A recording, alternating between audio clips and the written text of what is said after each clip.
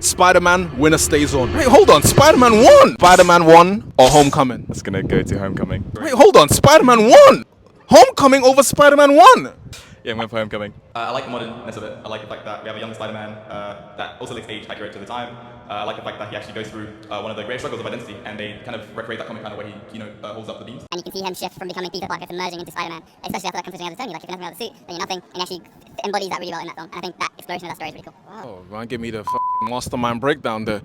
Homecoming or Amazing Spider-Man 1? For Amazing Spider-Man 1. Oh. Yeah. After all of that dissertation. Well, look, I have another one for Tasm. I think Tasm... The fact that you don't actually see Spider-Man until an hour into the film. You have a lot of time to develop Peter Parker's character. So by the time he actually becomes Spider-Man, you see the trope of great responsibility actually becoming realized. He has a conversation with Gwen Stacy's dad about what it truly means to be a hero versus a vigilante, and he stops becoming a vigilante and turns into a hero. After that point, so when you have Scene on the bridge, when he saves the kid, you actually see a hero instead of someone that's just like doing vigilante work. Amazing Spider-Man 1 or Spider-Man 3? Amazing Spider-Man 1. Amazing Spider-Man 1 or Amazing Spider-Man 2? I love Tasm 2 as much as the next guy, but I'm gonna go with Tasm 1. Tasm 1 or Across the Spider-Verse? I'm gonna go with Across the Spiderverse.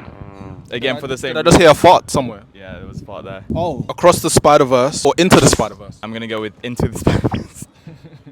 Do you have any loyalty to these films at all? I do. If it wasn't for the fact that, like, the next film is actually better than the other one, then, you know. Say less. Into the Spider-Verse or Spider-Man 2?